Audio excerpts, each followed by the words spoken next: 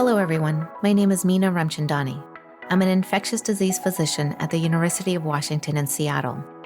This podcast is dedicated to a STD literature review for healthcare professionals who are interested in remaining up to date on the diagnosis, management, and prevention of STDs.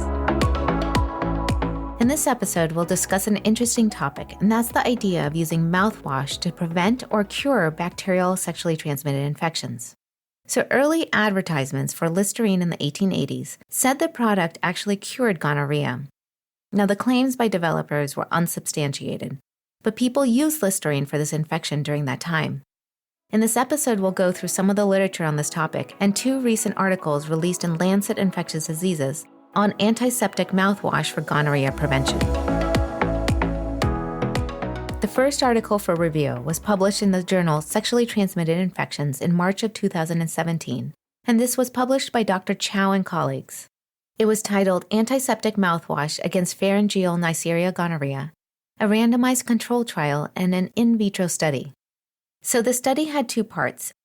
In the first part, it was an in vitro study that evaluated the amount of bacterial growth, and that was measured in colonies on a plate, after a suspension of a clinical pharyngeal isolate of Neisseria gonorrhea was added to dilutions of two different types of Listerine mouthwashes, and this was then compared also against a saline control. The second part of the study was a trial that enrolled 196 MSM at Melbourne Sexual Health Centre. These were MSM who had already tested positive for pharyngeal gonorrhea by NAT and were returning to the clinic for antibiotic treatment.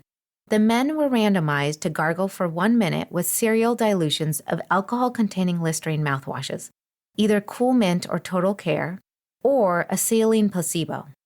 Pharyngeal swabs were taken before and after gargling, and then they were evaluated for Neisseria gonorrhea growth by culture.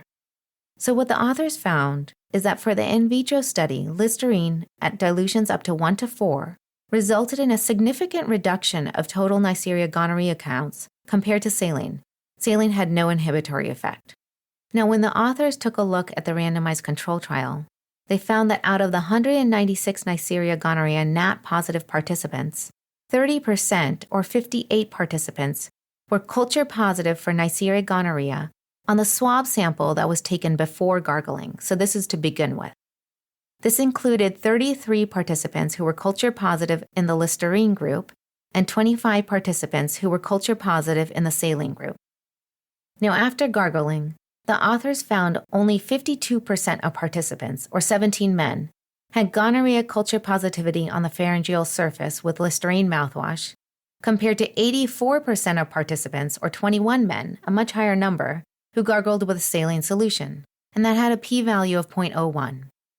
They found that men in the Listerine group were less likely to be culture positive for gonorrhea on the pharyngeal surface compared with those in the saline group after rinsing and gargling, and that had an odds ratio of 0.2.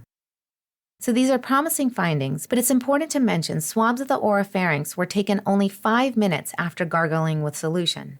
So the study evaluated the immediate impact of mouthwash on Neisseria gonorrhea, and not whether this impact would be sustained. Wouldn't it be wonderful for this low-cost, easily accessible intervention be able to prevent or treat gonorrhea in the oropharynx? It would help to potentially decrease transmission of this organism, but could also reduce the need for antibiotic therapy. The 2017 study by Dr. Chow was an exciting pilot study that really propelled further research in this area. So now let's go to May 2021. When Dr. Chow and colleagues published an article in the Lancet Infectious Diseases, and this was titled Antiseptic Mouthwash for Gonorrhea Prevention, Omega, a randomized double-blind parallel group multi-center trial. This was a double-blind randomized control trial among MSM that were seen at 3 sexual health and 1 general practice clinic in Australia, and it compared the efficacy of Listerine and Biotine mouthwash to prevent gonorrhea infection. The reason they compared these two antiseptic mouthwashes is that a previous study they had done showed that Listerine, which contains an alcohol, prevents the growth of gonorrhea in vitro, but the alcohol-free Biotine mouthwash did not, or had a minimal effect on gonorrhea growth. The men in the study were eligible to participate if they had a history of oropharyngeal gonorrhea in the previous 30 days or were ages 16 to 24 years old, and therefore considered a high-risk group for STIs. Participants rinsed and gargled with 20 milliliters of mouthwash for 1 minute every day for 12 weeks, and oropharyngeal specimens and saliva samples were collected to test for Neisseria gonorrhea by NAT and a quantitative PCR. The authors analyzed 227 men in the biotin group and 219 men in the Listerine group and found oropharyngeal gonorrhea in 4% of participants, or 10 men, in the biotin group, and in 7% of participants, or 15 men, in the Listerine group. So really no difference between these two mouthwashes.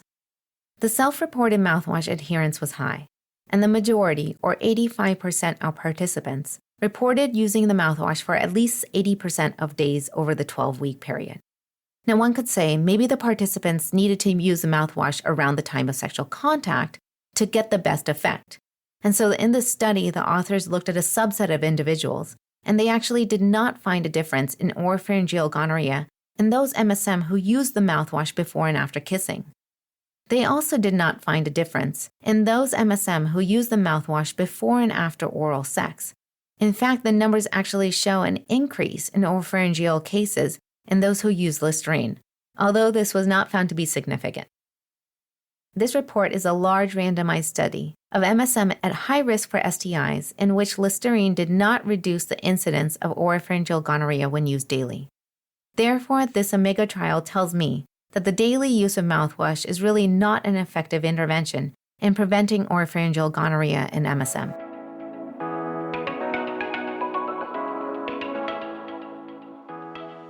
So there was another large trial published in Lancet Infectious Diseases on the same topic in May 2021.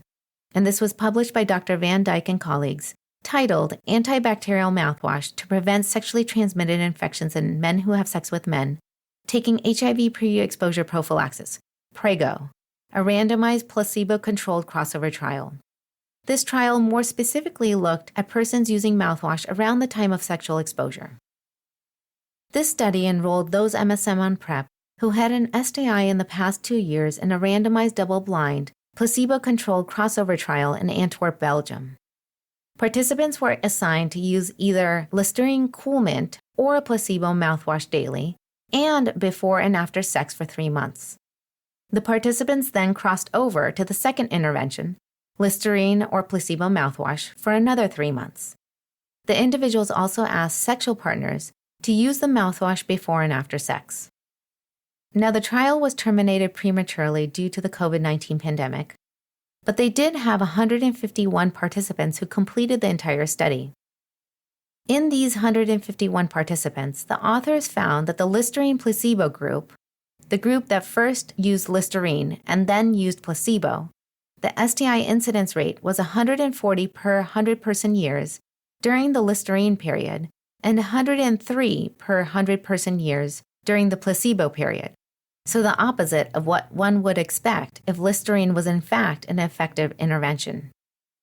In the group that started with the placebo mouthwash first and then used Listerine, the STI incidence rate was 134 per 100 person years during the placebo period, and then 148 per 100 person years during the Listerine period. So again, not looking great for the Listerine group. Overall, they noted a significantly higher proportion of participants had oropharyngeal gonorrhea when using Listerine than when using placebo, and that had an odds ratio of 5.78 with a p-value of 0.02. There was no association between specific mouthwash use and the cases of chlamydia or syphilis. This study was another large randomized trial that indicates Listerine is just not a great way to prevent STI acquisition in persons at risk for acquiring pharyngeal gonorrhea, even when the mouthwash is given around the time of sexual exposure. This was despite good adherence and a high incidence of STIs in the cohort of participants. In fact, the study results suggest Listerine potentially increased the risk of acquiring oropharyngeal gonorrhea. The authors note this might be due to a change in the oropharyngeal microbiome, but really further studies are needed in this area. To conclude, I'd like to summarize some key points from this session. A 2-part study in 2017 was really exciting because it suggested Listerine mouthwash inhibits the growth of Neisseria gonorrhea in vitro as well as in MSM. However, 2 large randomized control studies recently published in May 2021 showed no reduction in the incidence of oropharyngeal gonorrhea infection with Listerine mouthwash, and these studies do not support the use of this mouthwash to prevent the acquisition of pharyngeal gonorrhea and MSM. Listerine might actually increase the risk of acquiring pharyngeal gonorrhea, and I would not recommend this method of gonorrhea prevention to my patients right now just based on this data. Thank you for listening and have a great day. This podcast is brought to you by the National STD Curriculum, the University of Washington STD Prevention Training Center, and is funded by the Centers for Disease Control and Prevention. Transcripts and references for this podcast series can be found on our website, the National STD Curriculum, at www.std.uw.edu.